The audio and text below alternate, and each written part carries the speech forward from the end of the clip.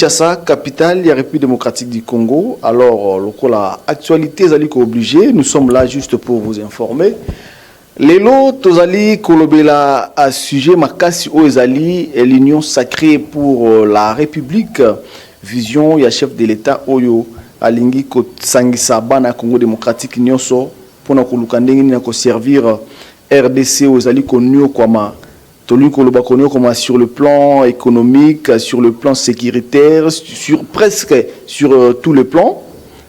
Magazine d'actualité RDC Basango, tout le monde batouako côte en union sacrée pour la nation après discours à chef de l'État. Donc on met tout la question. Bato bako yawana, est-ce que bazo ko servir peuple congolais ou koluka ba poste na bango? Avant gouvernement Bima, ceux qui ba yokante est-ce que barotika la kaka na union sacrée pour la République? On ne chante pas la victoire avant la guerre. Lelo toko yamba président, il y a Ligue des jeunes, il y a Rassemblement pour la défense du peuple congolais, RDPC, où il y a Mwanamboka Jean-Marie Lukulasi et Longona Etoko Mekako Solola, où il y a Bengami na président Fiston Boens Nzila. Bonjour président. Bonjour Papa Fabrice. Bonne santé. Santé Zambala, mais bon. Peuple congolais, Alingi Koyoka Mwanamboka Fiston Boens Ouazali président. Il y a Ligue des jeunes, il y a parti RDPC, il y a Mwanamboka Jean-Marie Lukulasi. Ndeko tokolanda actualité ensemble Nabino. À ce peuple congolais bakotou na ba question belé. L'Union sacrée pour la nation, chef de l'État Bengaki bande comme sous ezala FCC ezala ya Katumbi ezala Jean-Pierre Bemba ezala Lamuka benga tout le monde, tous les Congolais basangana pour nous koluka moyen de servir peuple bande ko FCC tout le monde ba boyaki catégoriquement ba bloquer les portes. Après Félix Tshisekedi ko sala discours na ye tout le monde ba Lambert Mende ba ko sauter na bateau bazalaki il suffit makolaté poli mais a sauté à côté de la bateau Union sacrée pour la nation. Koya na bango na kati ya Union sacrée pour la nation, danger ni no binomo ko mona na kati. Avant to kota li susupe na dossier o ezali ya parti politique na. Okay, merci pour la parole Papa Fabrice. Moi je crois que na oyo Italie Union sacrée et c'est une question au ezotala ba congolais nyos.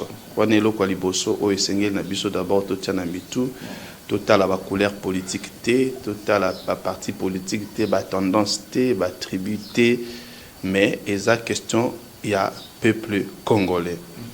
Alors deuxièmement na kolinga koloba na politique eza na bato misatu oyo bayaka na politique. C'est-à-dire il y a trois personnes. Bato liboso bayaka na politique eza pour na positionnement. Peut-être nos konaye, les konaye, masanaye mwazala qui a côté pour ça la politique. Et ça na batu mususu o ba kota kana politique. Ezali pour mbongo na bango ba moyen na bango connecter bango na ba politicien et sali ke ba koma ba politicien. Mais il y a troisième type de personnes au ba yaka na politique, au ba yaka avec objectif il y a ko changer mboka. Wana déjà objectif il y a président de la République. Il y a ngope ezali ba vision il y a notre président Jean-Marie Lukulasi. Bon, tout côté là, je crois que notre président, Monsieur le Président Félix Tshisekedi Tshilombo, je crois que nous avons un président sage, nous avons un président intelligent, il sait son environnement, il sait l'homme congolais et avec l'appui de notre Seigneur, à quoi il y a des décisions malamu depuis déjà kota zozo toujours des décisions malamu. Mais ce qui est important est que batunyo soto sangana pour intérêt yamboka. Alors na kolobate ou azana FCC et ezalo ko auté koloba dernièrement tant a bensa qui ba député, il faut pas penser que ba o ba longo FCC ba trahir parce que tout ça d'abord intérêt yamboka. Il faut mboke bonga, il faut mboke changer. Il y a cela plus de 60 ans après. Où en sommes-nous avec notre pays? Na intelligence autozanango, na ba sagesse autozanango, na ba doctorat autozanango. Nous n'avons pas pu aider notre pays pour que Kendeli Bosso. Yango wana mbela et pesa makepa ya mokonzi mboka toya pour que to meka ko refonder notre état. Donc, ils ont même bateau, professeur Bayebi, même dans le cours de droit constitutionnel, tant que définir État, balobi État local, définir constitution, pardon, j'allais dire, balobi la constitution est l'ensemble des règles ou des normes édictées par l'État pour faire valoir l'autorité de l'État et la liberté. C'est-à-dire l'État où nous sommes, il faut tout zongisa mboka na biso et comme mboka et comme État tu vas respecter une autorité. C'est-à-dire mutu nyonso azala mokonzi ba que non mboka oyo ezana bakonzi ezana loi. Donc moi je crois tout le monde aza bienvenue pour la Union sacrée. Donc je ne pense pas que pour la wana FCC tout va ya cash tout va ya lamuka tout le monde. Mais bino kaka bino moko nakati ya Union sacrée pour la nation ou bien bandeko ya au baganga déjà que non bato ba ko bloquer RDC, ce sont des gens du FCC. Bango le rôle badalaki majoritaire dans l'Assemblée nationale, ne boko benga bango pour luka sous majorité na kati ya Assemblée nationale pour pesa juste Félix poids politique pour bandingi na gérer RDC par rapport à ba décision aux manakata Assemblée nationale. Est-ce population de au monde a danger que non bato bo critiquer qui ba bomi mboka na Kabila. Bango na ba yeli souci pas à Félix. Est-ce qu'il va vous servir mboka? C'est ça ma question. Bon. Kolobaete batouana babomimbo parce que le problème est à bani. On peut planer ba koloba. Il y a autre zolobati. Problème est à animateur au tozalaki nango. Alors président Yamboka batele melakaete. Yendaza symbole de l'État congolais. Alors avec sa patience qu'il a eu, il y a koluka ko travailler ensemble. Mais il y avait un problème de mauvaise foi, comme il a dit. Il y avait un problème de compréhension où les gens pensaient que lui, il est là seulement, il sera là, ça dit, va continuer dans le système où il sera qui kala. Or, lui, il veut le peuple congolais. Et si vous regardez dans le speech, il parle que de peuple congolais. Alors, ceux qui moutent bon le peuple congolais, il y a peut-être dans le deal politique et donc, moi, je crois que Ene Nabiso, Nabiso et FCC, ils ont compris qu'il faut tout adhérer à la vision du président de la République. Parce qu'ils n'ont pas le choix. Parce que soit vous aidez le pays et se développer, ou soit vous êtes les ennemis du pays. Donc le choix est clair. Mais à quand le renouvellement du classe politique? Parce que ce sont de mêmes gens qui travaillent dans Mobutu, qui travaillent dans Kabila les pères, qui travaillent dans Kabila les fils, qui travaillent dessus dans Félix. 4e génération, car les mêmes personnes qui travaillent. Parce que bino ou bois jeune lobby Yangwana tozo lobela sur la refondation de la pensée politique. Je crois un jour j'ai suivi l'honorable Patrick Mouyaya en a parlé. Mon président aussi ne cesse d'en parler sur la refondation de la pensée politique. Moi je crois que nous devons savoir qu'il est temps la jeunesse congolaise pour que toyeba ko mekako telema pour que to refonder la pensée politique. Alors, pendant qu'on refonder la pensée politique, j'aime mon président Jean-Marie Lukoula. Si la fois passée, il m'a appelé, il était en train de me parler, on discutait avec lui sur la politique. Et puis, la politique, ce n'est pas au bureau Kobino Bozosa, là, vous parlez, la définition, au besoin, la université et tout. Alors, on a comme résumé en français parce que c'est des choses différentes. Alors, on a comme résumé en français, on a traduire en lingala. Alors, la politique, c'est d'essayer de diminuer au maximum la partie prosaïque de la vie et d'essayer un peu de donner la liberté à la partie poétique de la vie. Et lui, Kolobanine, actuellement, nous avons tout vu dans ce pays. Le peuple congolais a souffrir. Azana contrainte, azoluka ko se défendre, azoluka ko survivre, azoluka santé, azoluka ko lia et tout. Sécurité na béni et tout. Alors, situation politique en Mboka, même si on a des contraintes tellement belé, le lot est comme si net n'a pas béni, comme il n'a pas enfant loup, parce que la situation c'est créée par le propre nous-mêmes, parce que nous avons laissé l'opportunité à l'État. Or, il faut maintenant donner la liberté à la partie poétique. La partie politique, c'est quoi? C'est-à-dire, Moutounion, soit on a posé alias à la laisse. À côté d'un hôpital, à se déranger tel ou kambongo te aza capable ya komema bana na ba cinéma aza capable ba ne batanga na bekolo ya bien. C'est ça la partie poétique. Même la fikine basira fikine même la même ligne même ça la caté.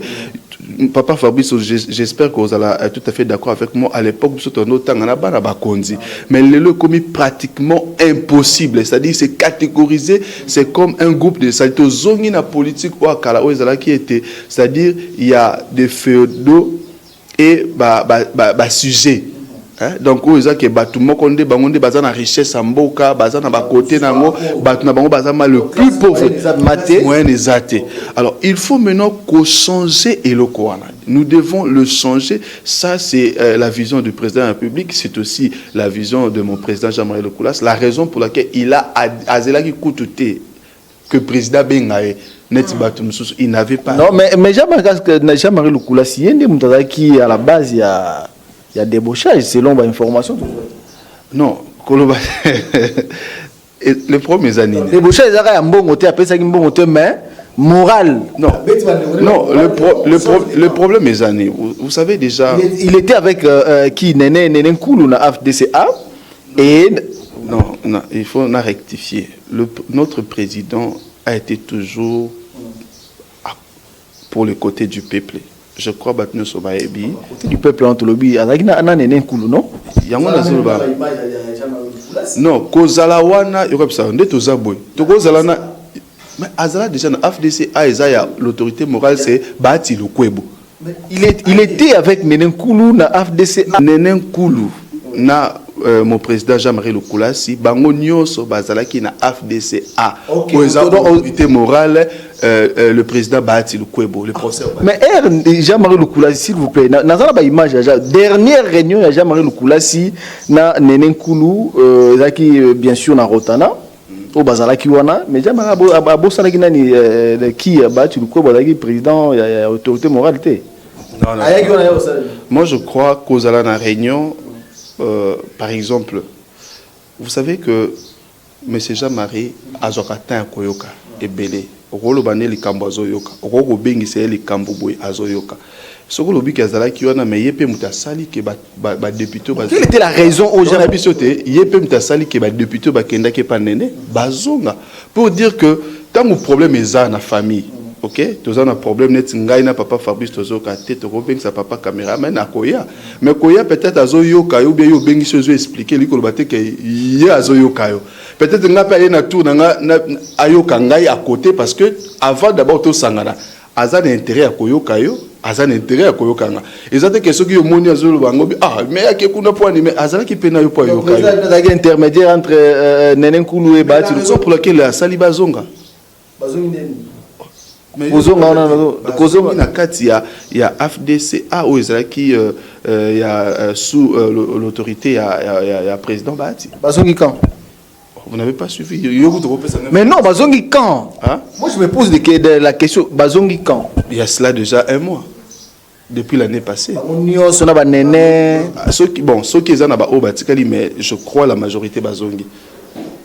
Congo RDC Jean-Marie Lecoulas vision na yeza la kinini R asangisi bango nyonso pour ça la nini non vision ezali boy. Vous savez un jour tozaki na ya autour le belo moko très important lobby il faut pas que ça la politique il y a non intelligence. OK. Politique il y a non intelligence et ça on a aussi déjà ko expliquer la définition. C'est-à-dire, Jean-Marie Lecoulas, il a eu le temps quand même, parce qu'à Botem, il a mboka oyo, à moni moi, ba contrainte soit na auto lobeli wana, à monayango. Et Dieu l'a béni autrement, en dehors de ces pays. Lélo, il est le seul Congolais. Au hasard de l'entreprise, il y a plus de 350 personnes en France. C'est Jean-Marie Lecoulas. Ah, l'entreprise, on a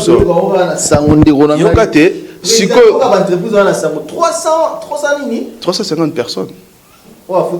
Oui. Napoto. Qui n'a pas preuve. Oh, mais Kende, yoza mutabasangot. N'ebso lelote to banana Jean-Marie Lecoulas lelote. Ça fait longtemps. N'a pas entreprise na. Mais sur place dans RDCA. Attends entreprise. Mon côté Jean-Marie Lecoulas. Abenda G24. C'est lui non? Oui, c'est lui. Oh, il a benga presque tous les jeunes y a vu le province à Kinshasa surtout bande ko na so ba kuluna to ebite le ata di kuluna so ba sala na entreprise ni ya jamais le kulasi na Kinshasa. Non, wana peut-être aux information te azalaki na société il y a transport azalaki na société à transport wana neni nazo biso tango lobi apesa bango te. Moi je te dis apesa bango ba mituka, ça dit société de transport bande ko sala awa ezali awa eza na entreprise mususu o eza awa, mais tozolo ba que plus il a évolué à l'extérieur. Mais okay. Ça fait longtemps que Jean-Marie Lukula Sanza awa en tant que président il y a RDPC il y a avant l'élection.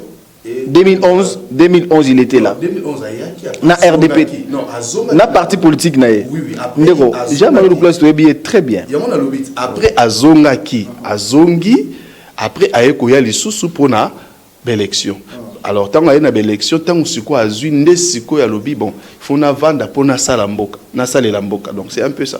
Bon, entreprise où Jean-Marie Lukula ça créé on a Kinshasa où ya pesi ba jeune parce que tout le monde qui est lobby a sangisi bakuluna non autorité morale boyina boyenga dem tra konzaka bakuluna et puis chef de l'état faut tout ça la boy to pesa bino misala.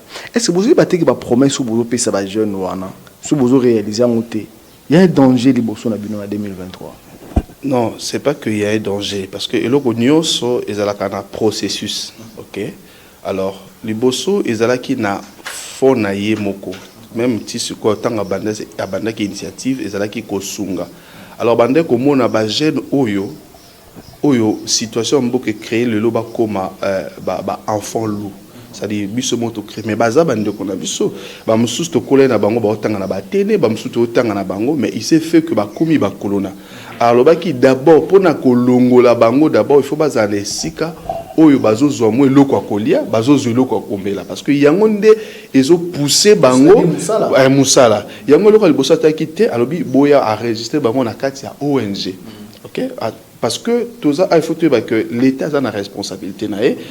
Attend que aussi moi, Namboka, Yemoko, na initiative, n'a une responsabilité. À Koka Kosa, la surtout, ce qui l'État est pour l'État.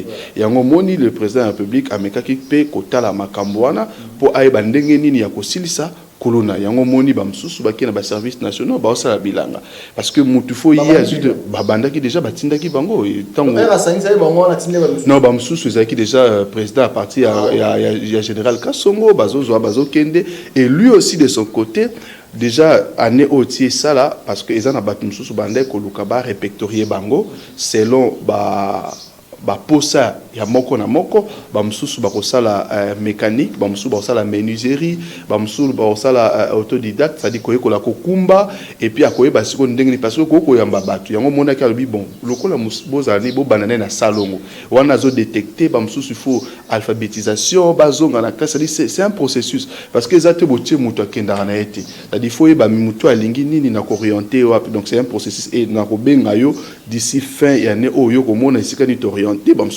INPP au commun la témoin. Voilà, on a action Jean-Marie Lukula si kasi quelque part Jean-Marie Lukula ça lembagi. Parce qu'il y a une vitesse moko depuis avant 2011 et 2018 Jean-Marie Lukula c'est vraiment lembagi. Alembagi là on est l'émissaire Jean-Marie Lukula c'est à Kinshasa. Té alembagi té azalaki à l'extérieur. Na utulubano alembagi té azalaki à l'extérieur. Non, en fait, il faut que Lemba quitte, mais il n'était pas permanent à Kinshasa. Mais au moment où nous sommes en train de parler, il est maintenant permanent. Donc, il a résidé à Kinshasa. Voilà. Ndeko fiston, Toro Kenesuko Nakatia Union Sacrée pour la Nation. Tomoni traversé Yamona Mboka Steve Mikai, où à Koti Lelo, car le même jour à Koti, déclaration pour na Félix Tshisekedi pour soutenir l'élection 2023 à la candidat et puis élire la République démocratique du Congo. Est-ce que Maïl ou on est allé Maïl et puis malam au peuple congolais banaozi na bango pour bon, je crois non en tant que politicien yo le baté que non vous défendre mais en tant que politicien analyse na yo parce que yango na lobité analyse na ngai mutu oyo azoya pour nous soutenir Mokonza Mboka. Je ne vois pas pourquoi peut-être naloba likambo eza contre ponaye. Mais on a lobby kita yaye mutu akoyeba intention na yeza nini. ou ya zoya nango. Et puis nayebi que naza na confiance na mokonza mboka, nous avons un président très sage. Parce que ça ma cour rebelle tout temps à Kamesoro ozo mon on dirait il y a zo résumé ba cour wana na ba acte azo posé. C'est-à-dire il ne parle pas mais il résume ba cour au tout temps na ba classe. Donc moi je crois à Yebi ceux qui sont tout autour de lui et puis à Yebi biloko nini ezo pousser bango parce que na koyoka il écoute aussi beaucoup tant azo yoka na muto Yebi mais ngai loko na ko senga na ba ende na biso politique. Il faut tous se poser une question. Na comportement na biso, y compris les aînés politiques, quel serait le Congo d'ici 2030 ce qui t'a changé? Alors, j'ai comme l'impression, à moins que je crois qu'avec le président de la République, ça ne va pas arriver, mais il y avait une intention de laisser, nous laisser ces pays dans une situation catastrophique. Mais Dieu a fait grâce. Aujourd'hui, nous avons un bon animateur qui est le président de la République, M. Félix Tshisekedi Tshilombo, ou peut-être qu'on éviter les pires, parce que Dieu n'a pas permis. Mais moi, je crois, avec toute responsabilité, Baene Nabiso va réfléchir encore. Mekakotala, Nenge, mboka mususu bazo sangsama yele pour que mboka na bango et se développer. Et lelo oyo Congo avec tous les atouts que nous avons dans ce pays, c'est possible et il y a des possibilités que nous puissions changer notre pays. Alors, je crois ils ont intérêt, peu importe leur tendance politique ou leur sentiment personnel, parce que on ne peut pas séparer la raison et l'émotion parce que etambola kanzela moko mais ezana mutomaye le moko lobby la raison sans l'émotion est abstrait, est froide, est glacée et l'émotion sans la raison ça nous amène à la folie. Donc moi je crois qu'ils ont raison, ils ont en même temps l'émotion de vouloir changer des choses dans ces pays. Est-ce que tâche au chef de l'État Pesaki Nandeko Bati Lukobo est si facile ou bien difficile? Nako répondre yo ezali en même temps facile et en même temps difficile. Facile pour Nanini. Facile parce que il peut aller identifier Batouana, mais Mutu azaloko la machine T oyo tokolo ba machine à Zakasoko calibre. L'homme change à tout moment. Ok? Il y a un lobby difficile parce qu'on ne pourra pas pénétrer l'intérieur de l'homme. Mais Nakokinde ko identifier est facile parce que je crois au professeur Bati, c'est quelqu'un qui a de l'expérience. D'abord, c'est notre professeur, c'est notre papa. C'est-à-dire il a tous les atouts possibles pour faire ce travail-là. Mais de l'autre côté, il y a l'homme congolais. Vous savez, l'homme congolais, il est difficilement pour pénétrer. Et tellement versatile, il peut poser problème. Mais nous croyons non seulement au chef de l'État ou au professeur Bati, mais nous croyons aussi en Dieu qui est capable de sonder le cœur et le rein pour qu'il y ait un changement dans ces pays. Mais les reins des politiciens congolais, c'est tellement difficile à changer ou bien parce que l'élo vision ou bien entre les trois Bati Lukwebo, Moïse Katumbi et Jean-Pierre Bemba et le docteur Mukwege, les quatre, Nana Rogo la futur Premier ministre. Moi, là, c'est vraiment... je ne saurais pas vous répondre dans cette question. Là, je dois être franc avec vous. Je ne saurais pas vous répondre à cette question. Mais je crois que Ngai Nako Sepelaso qui lelo et a professeur Bati Lukwebo. Moi, personnellement, ok, c'est bon. Ngana lobi point de vue nangai nako sepela lelo ce que za professeur Bati Lukwebo et parce que nayebi que c'est un homme de cœur, aza na moralité, aza mutu oyo ayoka kapebele et nayebi que comment le remonte malamu bati depuis ya dirigeant na ba ministère ou sala que non peuple congolais CP non pour ba nommer. Non, il faut aller demander dans le ministère là où il a travaillé comment il traite les gens. Moi je crois que c'est membre ya parti politique. Non, je parle dans le ministère. Est-ce que le ministère mobile peut-être koloba na cabinet oui. Na cabinet mutoko tchaba membre na yo mais je parle il y a ba ministère où il y a dirigeant et on vous le dira que c'est un homme. Donc c'est un homme ce qui pèse à Moutoumousous ou à des décisions chef de l'État, mais moi j'ai dit personnellement mon souhait n'a qu'au CPLA le professeur Bati. Voilà, nous sommes presque arrivés à la fin et entretien avec le président. Juste un mot, un message pour Bandeko sur la partie politique Nabino.